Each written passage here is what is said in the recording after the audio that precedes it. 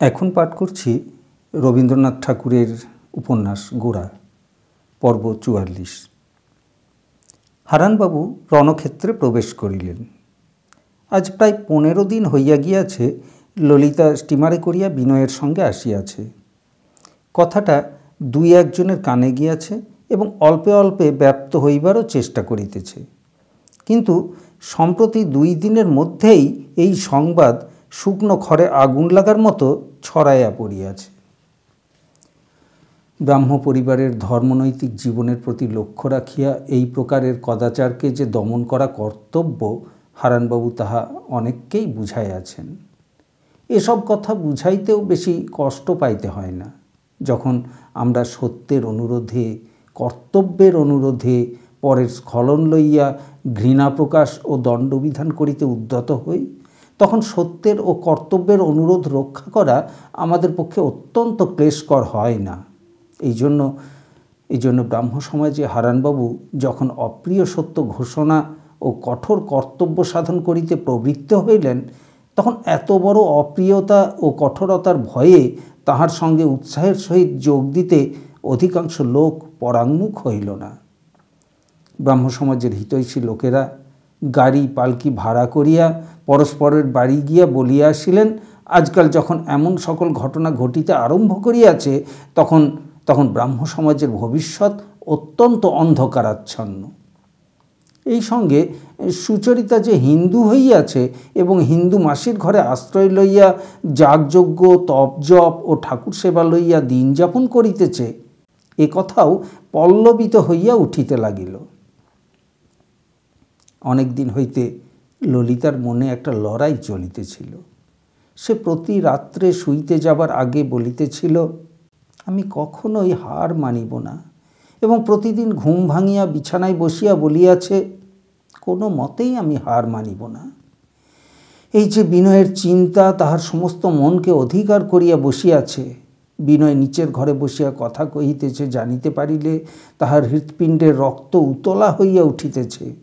বিনয় ২ দিন তাহাদের বাড়িতে না আসিলে অবরুদ্ধ অভিমানে তাহার মন নিপীড়িত হইতেছে। মাঝে মাঝে সতীশকে নানা উপলক্ষে বিনয়ের বাসায় যাইবার জন্য উৎসাহিত করিতেছে, এবং সতীশ ফিরিয়া আসিলে বিনয় কি করিতেছিল, বিনয়ের সঙ্গে কি কথা হইল, তাহার আদ্যপান্ত সংবাদ সংগ্রহ করিবার চেষ্টা করিতেছে। ইহা ললিতার পক্ষে যতই অনিবার্য হইয়া উঠিতেছে, ততই পরাভবের গ্লানিতে তাহাকে অধীর করিয়া তুলিতেছে। বিনয় ও গোরার সঙ্গে আলাপ পরিচয়ে বাধা দেন নাই বলিয়া একবার পরেশবাবুর প্রতি তাহার রাগও হইত, কিন্তু শেষ পর্যন্ত সে লড়াই করিবে, মরিবে তবু হারিবে না, এই তাহার পণ ছিল। জীবন যে কেমন করিয়া কাটাইবে সে সম্বন্ধে নানা প্রকার কল্পনা তাহার মনের মধ্যে যাতায়াত করিতেছিল। ইউরোপের লোকহিতৈষিণী রমণীদের জীবনচরিতে যে সকল কীর্তিকাহিনী সে পাঠ করিয়াছিল, সেইগুলি তাহার নিজের পক্ষে সাধ্য ও সম্ভবপর বলিয়া মনে হইতে লাগিল। একদিন সে পরেশবাবুকে গিয়া কহিল, বাবা, আমি কি কোনো মেয়ে স্কুলে শেখাবার ভার নিতে পারি নে? পরেশবাবু তাহার মেয়ের মুখের দিকে চাহিয়া দেখিলেন। ক্ষুধাতুর হৃদয়ের বেদনায় তাহার সকরুণ ২টি চক্ষু যেন কাঙাল হইয়া এই প্রশ্ন জিজ্ঞাসা করিতেছে। তিনি স্নিগ্ধস্বরে কহিলেন, কেন পারবে না মা, কিন্তু তেমন মেয়ে স্কুল কোথায়? যে সময়ের কথা হইতেছে তখন মেয়ে স্কুল বেশি ছিল না, সামান্য পাঠশালা ছিল, এবং ভদ্রঘরের মেয়েরা শিক্ষয়িত্রীর কাজে তখন অগ্রসর হন নাই। ললিতা ব্যাকুল হইয়া কহিল, স্কুল নেই বাবা? পরেশবাবু কহিলেন, কই দেখি নে তো। ললিতা কহিল, আচ্ছা বাবা, মেয়ে স্কুল কি একটা করা যায় না? পরেশবাবু কহিলেন, অনেক খরচের কথা এবং অনেক লোকের সহায়তা চায়। ললিতা জানিত সৎকর্মের সংকল্প জাগায়া তোলাই কঠিন, কিন্তু তাহা সাধন করিবার পথেও যে এত বাধা, তাহা সে পূর্বে ভাবে নাই। কিছুক্ষণ চুপ করিয়া বসিয়া থাকিয়া সে আস্তে আস্তে উঠিয়া চলিয়া গেল। তাহার এই প্রিয়তমা কন্যাটির হৃদয়ের ব্যথা কোনখানে, পরেশবাবু তাহাই বসিয়া ভাবিতে লাগিলেন। বিনয়ের সম্বন্ধে হারানবাবু সেদিন যে ইঙ্গিত করিয়া গিয়াছেন তাহাও তাহার মনে পড়িল। দীর্ঘ নিঃশ্বাস ফেলিয়া নিজেকে প্রশ্ন জিজ্ঞাসা করিলেন, আমি কি অবিবেচনার কাজ করিয়াছি? তাহার অন্য কোনো মেয়ে হইলে বিশেষ চিন্তার কারণ ছিল না, কিন্তু ললিতার জীবন যে ললিতার পক্ষে অত্যন্ত সত্য পদার্থ, সে তো আধা আধি কিছুই জানে না। সুখ দুঃখ তাহার পক্ষে কিছু সত্য, কিছু ফাঁকি নহে। ললিতা প্রতিদিন নিজের জীবনের মধ্যে ব্যর্থ ধিক্কার বহন করিয়া বাঁচিয়া থাকিবে কেমন করিয়া? সে যে সম্মুখে কোথাও একটা প্রতিষ্ঠা, একটা মঙ্গল পরিণাম দেখিতে পাইতেছে না। এমনভাবে নিরুপায় ভাসিয়া চলিয়া যাওয়া তাহার স্বভাব সিদ্ধ নহে। সেই দিনই মধ্যাহ্নে ললিতা সুচরিতার বাড়ি আসিয়া উপস্থিত হইল। ঘরে গৃহসজ্জা বিশেষ কিছুই নাই। মেঝের উপর একটি ঘরজোড়া শতরঞ্জ, তাহারই একদিকে সুচরিতার বিছানা পাতা ও অন্যদিকে হরিমোহিনীর বিছানা। হরিমোহিনী খাটে শোন না বলিয়া সুচরিতাও তাহার সঙ্গে এক ঘরে নিচে বিছানা করিয়া শুইতেছে। দেয়ালে দেয়ালে পরেশবাবুর একখানি ছবি টাঙানো।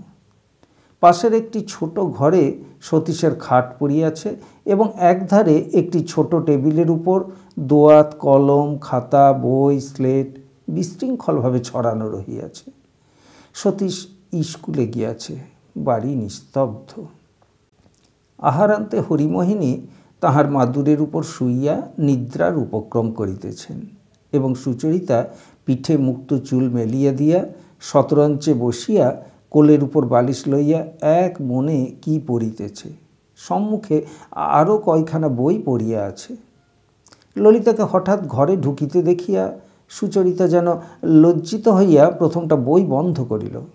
পরক্ষণে লজ্জার দ্বারাই লজ্জাকে দমন করিয়া বই যেমন ছিল তেমনি রাখিল। এই বইগুলি গোরার রচনাবলী। হরিমোহিনী উঠিয়া বসিয়া কহিলেন, এসো এসো মহাললিতা, এসো। তোমাদের বাড়ি ছেড়ে সুচরিতার মনের মধ্যে কেমন করছে সে আমি জানি। ওর মন খারাপ হলেই ওই বইগুলো নিয়ে পড়তে বসে।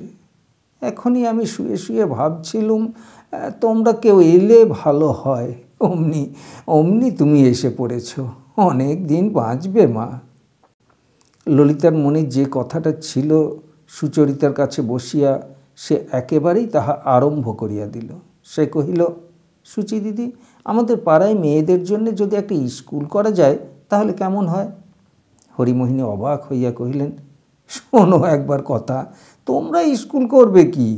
সুচরিতা কহিল, কেমন করে করা যাবে বল? কে আমাদের সাহায্য করবে? বাবাকে বলেছিস কি? ললিতা কহিল, আমরা দুজনে তো পড়াতে পারবো, হয়তো বড় দিদিও রাজি হবে। সুচরিতা কহিল, শুধু পড়ানো নিয়ে তো কথা নয়, কী রকম করে স্কুলের কাজ চালাতে হবে তার সব নিয়ম বেঁধে দেওয়া যায়। বাড়ি ঠিক করতে হবে, ছাত্রী সংগ্রহ করতে হবে, খরচ জোগাতে হবে। আমরা দুজন মেয়ে মানুষ এর কি করতে পারি? ললিতা কহিল, দিদি, ও কথা বললে চলবে না। মেয়ে মানুষ হয়ে জন্মেছি বলেই কি নিজের মনখানাকে নিয়ে ঘরের মধ্যে পড়ে আছাড় খেতে থাকবো? পৃথিবীর কোনো কাজেই লাগবো না? ললিতার কথাটার মধ্যে যে বেদনা ছিল সুচরিতার বুকের মধ্যে গিয়া তাহা বাজিয়া উঠিল। সে কোনো উত্তর না করিয়া ভাবিতে লাগিল। ললিতা কহিল, পাড়ায় তো অনেক মেয়ে আছে, আমরা যদি তাদের অমনি পড়াতে চাই, বাপ মারা তো খুশি হবে। তাদের যে কজনকে পাই তোমার এই বাড়িতে এনে পড়ালেই হবে, এতে খরচ কিসের? এই বাড়িতে রাজ্যের অপরিচিত ঘরের মেয়ে জড়ো করিয়া পড়াইবার প্রস্তাবে হরিমোহিনী উদ্বিগ্ন হইয়া উঠিলেন। তিনি নিরিবিলি পূজা অর্চনা লইয়া শুদ্ধ সূচি হইয়া থাকিতে চান। তাহার ব্যাঘাতের সম্ভাবনায় আপত্তি করিতে লাগিলেন। সুচরিতা কহিল, মাসি, তোমার ভয় নেই। যদি ছাত্রী জোটে তাদের নিয়ে আমাদের নিচের তলার ঘরেই কাজ চালাতে পারবো। তোমার উপরের ঘরে আমরা উৎপাত করতে আসবো না। তা ভাই ললিতা, যদি ছাত্রী পাওয়া যায় তাহলে আমি রাজি আছি। ললিতা কহিল, আচ্ছা, দেখাই যাক না। হরিমোহিনী বারবার কহিতে লাগিলেন, মা, সকল বিষয়েই তোমরা খ্রিস্টানের মতো হলে চলবে কেন? গৃহস্থ ঘরের মেয়ে স্কুলে পড়ায়, এ তো বাপের বয়সে শুনিনি। পরেশবাবুর ছাতের উপর হইতে আশপাশের বাড়ির ছাতে মেয়েদের মধ্যে আলাপ পরিচয় চলিত। এই পরিচয়ের একটা মস্ত কণ্টক ছিল। পাশের বাড়ির মেয়েরা এ বাড়ির মেয়েদের এত বয়সে এখনও বিবাহ হইল না বলিয়া প্রায়ই প্রশ্ন এবং বিস্ময় প্রকাশ করিত। ললিতা এই কারণে এই ছাতের আলাপে পারতপক্ষে যোগ দিত না। এই ছাতে ছাতে বন্ধুত্ব বিস্তারে লাবণ্যই ছিল সকলের চেয়ে উৎসাহী। অন্য বাড়ির সাংসারিক ইতিবৃত্ত সম্বন্ধে তাহার কৌতূহলের সীমা ছিল না।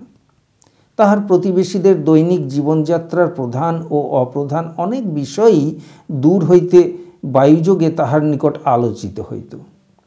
চিরুনি হস্তে কেশ সংস্কার করিতে করিতে মুক্ত আকাশতলে প্রায়ই তাহার অপরাহ্ন সভা জমিত। ললিতা তাহার সংকল্পিত মেয়ে স্কুলের ছাত্রী সংগ্রহের ভার লাবণ্যের উপর অর্পণ করিল। লাবণ্য ছাতে ছাতে যখন এই প্রস্তাব ঘোষণা করিয়া দিল, তখন অনেক মেয়েই উৎসাহিত হইয়া উঠিল। ললিতা খুশি হইয়া সুচরিতার বাড়ির একতলার ঘর ঝাড় দিয়া ধুইয়া সাজাইয়া প্রস্তুত করিতে লাগিল। কিন্তু তাহার স্কুল ঘর শূন্যই রহিয়া গেল। বাড়ির কর্তারা তাহাদের মেয়েদের ভুলাইয়া পড়াইবার ছলে ব্রাহ্মবাড়িতে লইয়া যাইবার প্রস্তাবে অত্যন্ত ক্রুদ্ধ হইয়া উঠিলেন। এমনকি এই উপলক্ষেই যখন তাহারা জানিতে পারিলেন পরেশবাবুর মেয়েদের সঙ্গে তাহাদের মেয়েদের আলাপ চলে, তখন তাহাতে বাধা দেওয়াই তাহারা কর্তব্য বোধ করিলেন। তাহাদের মেয়েদের ছাতে ওঠা বন্ধ হইবার জো হইল এবং ব্রাহ্ম প্রতিবেশীর মেয়েদের সাধু সংকল্পের প্রতি তাহারা সাধু ভাষা প্রয়োগ করিলেন না। বেচারা লাবণ্য যথাসময়ে চিরুনি হাতে ছাতে উঠিয়া দেখে পার্শ্ববর্তী ছাদগুলিতে নবীনাদের পরিবর্তে প্রবীণাদের সমাগম হইতেছে এবং তাহাদের একজনের নিকট হইতেও সে সাদর সম্ভাষণ লাভ করিল না। ললিতা ইহাতেও ক্ষান্ত হইল না। সে কহিল, অনেক গরিব ব্রাহ্ম মেয়ের বেথুন স্কুলে গিয়া পড়া দুঃসাধ্য, তাহাদের পড়াইবার ভার লইলে উপকার হইতে পারিবে। এইরূপ ছাত্রী সন্ধানে সে নিজেও লাগিল, সুধীরকেও লাগাইয়া দিল। সেকালে পরেশবাবুর মেয়েদের পড়াশোনার খ্যাতি বহুদূর বিস্তৃত ছিল। এমনকি সে খ্যাতি সত্যকেও অনেক দূরে ছাড়াইয়া গিয়াছিল। এজন্য ইহারা মেয়েদের বিনা বেতনে পড়াইবার ভার লইবেন শুনিয়া অনেক পিতামাতাই খুশি হইয়া উঠিলেন। প্রথমে ৫-৬টি মেয়ে লইয়া ২-৪ দিনেই ললিতার স্কুল বসিয়া গেল। পরেশবাবুর সঙ্গে এই স্কুলের কথা আলোচনা করিয়া, ইহার নিয়ম বাঁধিয়া, ইহার আয়োজন করিয়া সে নিজেকে এক মুহূর্ত সময় দিল না। এমনকি বৎসরের শেষে পরীক্ষা হইয়া গেলে মেয়েদের কিরূপ প্রাইজ দিতে হইবে তাহা লইয়া লাবণ্যর সঙ্গে ললিতার রীতিমতো তর্ক বাঁধিয়া গেল। ললিতা যে বইগুলার কথা বলে লাবণ্যর তাহা পছন্দ হয় না, আবার লাবণ্যর সঙ্গে ললিতার পছন্দেরও মিল হয় না। পরীক্ষা কে কে করিবে তাহা লইয়াও একটু তর্ক হইয়া গেল। লাবণ্য মোটের উপরে যদিও হারানবাবুকে দেখিতে পারিত না, কিন্তু তাহার পাণ্ডিত্যের খ্যাতিতে সে অভিভূত ছিল। হারানবাবু তাহাদের বিদ্যালয়ের পরীক্ষা অথবা শিক্ষা অথবা কোনো একটা কাজে নিযুক্ত থাকিলে সেটা যে বিশেষ গৌরবের বিষয় হইবে, এ বিষয়ে তাহার সন্দেহ মাত্র ছিল না। কিন্তু ললিতা কথাটাকে একেবারেই উড়াইয়া দিল। হারানবাবুর সঙ্গে তাহাদের এই বিদ্যালয়ের কোনো প্রকার সম্বন্ধই থাকিতে পারে না। ২-৩ দিনের মধ্যেই তাহার ছাত্রীর দল কমিতে কমিতে ক্লাস শূন্য হইয়া গেল। ললিতা তাহার নির্জন ক্লাসে বসিয়া পদশব্দ শুনিবা মাত্র ছাত্রী সম্ভাবনায় সচকিত হইয়া উঠে, কিন্তু কেহই আসে না। এমন করিয়া ২ প্রহর যখন কাটিয়া গেল, তখন সে বুঝিল একটা কিছু গোল হইয়াছে। নিকটে যে ছাত্রীটি ছিল, ললিতা তাহার বাড়িতে গেল। ছাত্রী কাঁদো কাঁদো হইয়া কহিল, মা আমাকে যেতে দিচ্ছে না। মা কহিলেন, অসুবিধা হয়। অসুবিধাটা যে কী তাহা স্পষ্ট বুঝা গেল না। ললিতা অভিমানিনী মেয়ে, সে অন্য পক্ষে অনিচ্ছার লেশমাত্র লক্ষণ দেখিলে জেদ করিতে বা কারণ জিজ্ঞাসা করিতে পারেই না। সে কহিল, যদি অসুবিধা হয় তাহলে কাজ কি?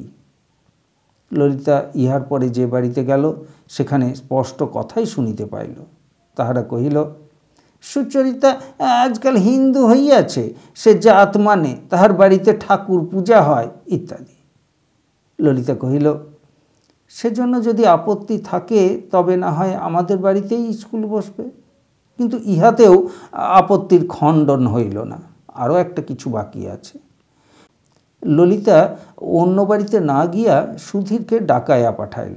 জিজ্ঞাসা করিল, সুধীর, কি হয়েছে সত্য করে বলো তো? সুধীর কহিল, পানুবাবু তোমাদের এই স্কুলের বিরুদ্ধে উঠে পড়ে লেগেছেন। ললিতা জিজ্ঞাসা করিল, কেন, দিদির বাড়িতে ঠাকুর পুজো হয় বলে? সুধীর কহিল, শুধু তাই নয়। ললিতা অধীর হইয়া কহিল, আর কি, বলোই না। সুধীর কহিল, সে অনেক কথা। ললিতা কহিল, আমারও অপরাধ আছে বুঝি? সুধীর চুপ করিয়া রহিল। ললিতা মুখ লাল করিয়া বলিল, এ আমার সেই স্টিমার যাত্রার শাস্তি। যদি অবিবেচনার কাজ করেই থাকি তবে ভালো কাজ করে প্রায়শ্চিত্ত করার পথ আমাদের সমাজে একেবারেই বন্ধ বুঝি।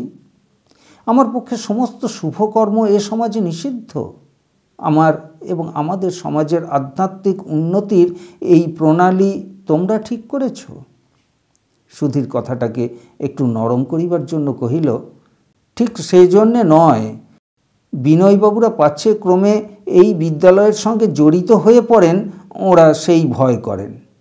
ললিতা একেবারে আগুন হইয়া কহিল, সে ভয় না, সে ভাগ্য।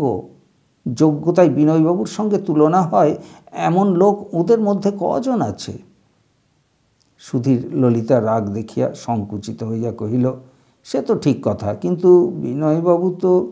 ললিতা, ব্রাহ্ম সমাজের লোক নন, সেই জন্যে ব্রাহ্ম সমাজ তাকে দণ্ড দেবেন, এমন সমাজের জন্যে আমি গৌরব বোধ করি নে। ছাত্রীদের সম্পূর্ণ তিরোধান দেখিয়া সুচরিতা ব্যাপারখানা কি এবং কাহার দ্বারা ঘটিতেছে তাহা বুঝিতে পারিয়াছিল। সে এ সম্বন্ধে কোনো কথাটি না কহিয়া উপরের ঘরে সতীশকে তাহার আসন্ন পরীক্ষার জন্য প্রস্তুত করিতেছিল। সুধীরের সঙ্গে কথা কহিয়া ললিতা সুচরিতার কাছে গেল। কহিল, শুনেছ? সুচরিতা একটু হাসিয়া কহিল, শুনিনি, কিন্তু সব বুঝেছি। ললিতা কহিল, এসব কি সহ্য করতে হবে? সুচরিতা ললিতার হাত ধরিয়া কহিল, সহ্য করাতে তো অপমান নেই। বাবা কেমন করে সব সহ্য করেন দেখেছিস তো? ললিতা কহিল, কিন্তু সুচিদিদি, আমার অনেক সময় মনে হয় সহ্য করার দ্বারা অন্যায়কে যেন স্বীকার করে নেওয়া হয়। অন্যায়কে সহ্য না করাই হচ্ছে তার প্রতি উচিত ব্যবহার। সুচরিতা কহিল, তুই কি করতে চাস তাই বল। ললিতা কহিল, তা আমি কিচ্ছু ভাবিনি, আমি কি করতে পারি তাও জানি নে, কিন্তু একটা কিছু করতেই হবে। আমাদের মতো মেয়ে মানুষের সঙ্গে এমন নীচভাবে যারা লেগেছে তারা নিজেদের যত বড়লোক মনে করুক, তারা কাপুরুষ, কিন্তু তাদের কাছে আমি কোনো মতেই হার মানব না, কোনো মতেই না। এতে তারা যা করতে পারে করুক বলিয়া ললিতা মাটিতে পদাঘাত করিল। সুচরিতা কোনো উত্তর না করিয়া ধীরে ধীরে ললিতার হাতের উপর হাত বুলাইতে লাগিল। কিছুক্ষণ পরে কহিল, ললিতা ভাই, একবার বাবার সঙ্গে কথা কয়ে দেখ। ললিতা উঠিয়া দাঁড়ায় কহিল, আমি এক্ষুনি তাঁর কাছে যাচ্ছি। ললিতা তাহাদের বাড়ির দ্বারের কাছে আসিয়া দেখিল নত শিরে বিনয় বাহির হইয়া আসিতেছে। ললিতাকে দেখিয়া বিনয় মুহূর্তের জন্য থমকিয়া দাঁড়াইল। ললিতার সঙ্গে দু একটা কথা কহিয়া লইবে কিনা সে সম্বন্ধে তাহার মনে একটা বিতর্ক উপস্থিত হইল, কিন্তু আত্মসংবরণ করিয়া ললিতার মুখের দিকে না চাহিয়া তাহাকে নমস্কার করিল ও মাথা হেঁট করিয়াই চলিয়া গেল। ললিতাকে যেন অগ্নিতপ্ত শেলে বিদ্ধ করিল। সে দ্রুতপদে বাড়িতে প্রবেশ করিয়াই একেবারে তাহার ঘরে গেল। তাহার মা তখন টেবিলের উপর একটা লম্বা সরু খাতা খুলিয়া হিসাবে মনোনিবেশ করিবার চেষ্টা করিতেছিলেন। ললিতার মুখ দেখিয়াই বরদাসুন্দরী মনে শঙ্কা গণিলেন। তাড়াতাড়ি হিসাবের খাতাটার মধ্যে একেবারে নিরুদ্দেশ হইয়া যাইবার প্রয়াস পাইলেন। যেন একটা কি অঙ্ক আছে, যাহা এখনই মিলাইতে না পারিলে তাহার সংসার একেবারে ছারখার হইয়া যাইবে। ললিতা চৌকি টানিয়া টেবিলের কাছে বসিল। তবু বরদাসুন্দরী মুখ তুলিলেন না। ললিতা কহিল, মা। বরদাসুন্দরী কহিলেন, রস্য বাছা, আমি এই বলিয়া খাতাটার প্রতি নিতান্ত ঝুঁকিয়া পড়িলেন। ললিতা কহিল, আমি বেশিক্ষণ তোমাকে বিরক্ত করব না, একটা কথা জানতে চাই, বিনয়বাবু এসেছিলেন? বরদাসুন্দরী খাতা হইতে মুখ না তুলিয়া কহিলেন, হ্যাঁ। ললিতা, তার সঙ্গে তোমার কি কথা হলো? সে অনেক কথা। ললিতা, আমার সম্বন্ধে কথা হয়েছিল কি না? বরদাসুন্দরী পলায়নের পন্থা না দেখিয়া কলম ফেলিয়া খাতা হইতে মুখ তুলিয়া কহিলেন, তা বাছা হয়েছিল। দেখলুম যে ক্রমেই বাড়াবাড়ি হয়ে পড়ছে, সমাজের লোকে চারদিকেই নিন্দে করছে, তাই সাবধান করে দিতে হলো। লজ্জায় ললিতার মুখ লাল হইয়া উঠিল, তাহার মাথা ঝাঁ ঝাঁ করিতে লাগিল। বাবা কি বিনয়বাবুকে এখানে আসতে নিষেধ করেছেন? বরদাসুন্দরী কহিলেন, তিনি বুঝি এসব নিয়ে ভাবেন? যদি ভাবতেন তাহলে গোড়াতেই এ সমস্ত হতে পারত না। ললিতা জিজ্ঞাসা করিল, পানুবাবু আমাদের এখানে আসতে পারবেন? বরদাসুন্দরী আশ্চর্য হইয়া কহিলেন, শোনো একবার, পানুবাবু আসবেন না কেন? ললিতা, বিনয়বাবুই বা আসবেন না কেন? বরদাসুন্দরী পুনরায় খাতা টানিয়া লইয়া কহিলেন, ললিতা, তোর সঙ্গে আমি পারি নে বাপু, যা, এখন আমাকে জ্বালাস নে, আমার অনেক কাজ আছে। ললিতা দুপুরবেলায় সুচরিতার বাড়িতে স্কুল করিতে যায়। এই অবকাশে বিনয়কে ডাকাইয়া আনিয়া বরদাসুন্দরী তাহার যাহা বক্তব্য বলিয়াছিলেন। মনে করিয়াছিলেন ললিতা টেরও পাইবে না। হঠাৎ চক্রান্ত এমন করিয়া ধরা পড়িল দেখিয়া তিনি বিপদ বোধ করিলেন। বুঝিলেন পরিণামে ইহার শান্তি নাই এবং সহজে ইহার নিষ্পত্তি হইবে না। নিজের কাণ্ডজ্ঞানহীন স্বামীর উপর তাহার সমস্ত রাগ গিয়া পড়িল। এই অবোধ লোকটিকে লইয়া ঘর কন্যা করা স্ত্রীলোকের পক্ষে কি বিড়ম্বনা! ললিতা হৃদয় ভরা প্রলয় ঝড় বহন করিয়া লইয়া চলিয়া গেল। নিচের ঘরে বসিয়া পরেশবাবু চিঠি লিখিতেছিলেন। সেখানে গিয়াই একেবারে তাহাকে জিজ্ঞাসা করিল, বাবা, বিনয়বাবু কি আমাদের সঙ্গে মেশবার যোগ্য নন? প্রশ্ন শুনিয়াই পরেশবাবু অবস্থাটা বুঝিতে পারিলেন। তাহার পরিবার লইয়া সম্প্রতি তাহাদের সমাজে যে আন্দোলন উপস্থিত হইয়াছে তাহা পরেশবাবুর অগোচর ছিল না। ইহা লইয়া তাহাকে যথেষ্ট চিন্তা করিতেও হইতেছে। বিনয়ের প্রতি ললিতার মনের ভাব সম্বন্ধে যদি তাহার মনে সন্দেহ উপস্থিত না হইত তবে তিনি বাহিরের কথায় কিছুমাত্র কান দিতেন না। কিন্তু যদি বিনয়ের প্রতি ললিতার অনুরাগ জন্মিয়া থাকে তবে সে স্থলে তাহার কর্তব্য কি, সে প্রশ্ন তিনি বারবার নিজেকে জিজ্ঞাসা করিয়াছেন। প্রকাশ্যভাবে ব্রাহ্মধর্মে দীক্ষা লওয়ার পর তাহার পরিবারে আবার এই একটা সংকটের সময় উপস্থিত হইয়াছে।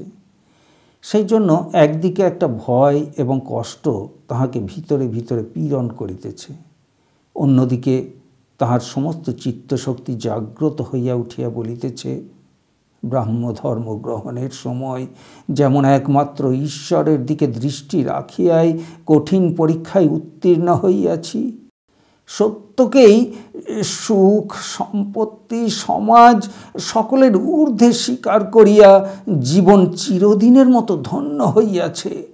এখনও যদি সেই রূপ পরীক্ষার দিন উপস্থিত হয় তবে তাহার দিকেই লক্ষ্য রাখিয়া উত্তীর্ণ হইব। ললিতার প্রশ্নের উত্তরে পরেশবাবু কহিলেন, বিনয়কে তো খুব ভালো বলেই জানি, তার বিদ্যা বুদ্ধিও যেমন, চরিত্র তেমনি। একটুখানি চুপ করিয়া থাকিয়া ললিতা কহিল, গৌরবাবুর মা এর মধ্যে দুদিন আমাদের বাড়ি এসেছিলেন। সুচিদিদিকে নিয়ে তার ওখানে যাব আজ একবার। পরেশবাবু ক্ষণকালের জন্য উত্তর দিতে পারিলেন না। তিনি নিশ্চয় জানিতেন বর্তমান আলোচনার সময় এইরূপ যাতায়াতে তাহাদের নিন্দা আরও প্রশ্রয় পাইবে। কিন্তু তাহার মন বলিয়া উঠিল, যতক্ষণ ইহা অন্যায় নহে ততক্ষণ আমি নিষেধ করিতে পারিব না। কহিলেন, আচ্ছা যাও, আমার কাজ আছে, নইলে আমিও তোমাদের সঙ্গে যেতুম।